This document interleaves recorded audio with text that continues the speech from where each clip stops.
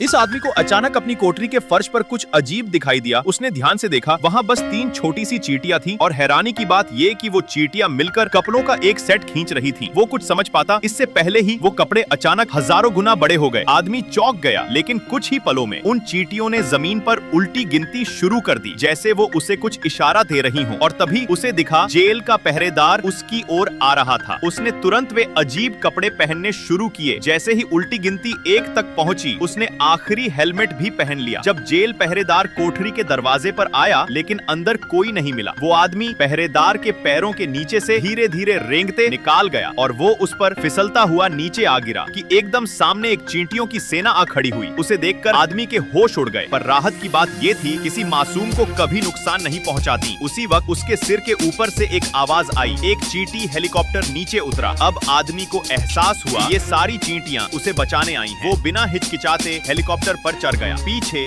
Jail के पहरेदार पूरी ताकत से उसका पीछा कर रहे थे, लेकिन तभी एक जोरदार मोटरसाइकिल आई। उसकी तेज हवा ने उसे उड़ाकर सीधा वो एक औरत के सिर पर गिरा और अगले ही पल अखबार पे चल गया। अखबार भी से फेंक दिया। वो कुछ समझ पाता उससे पहले ही गर्म हवा के झोंके ने उसे 100 मीटर ऊपर उठा दिया और आखिर में आदमी की आंखें बंद हो गई। चींटी की हेलीकॉप्टर से सीधे नीचे गिरने लगा।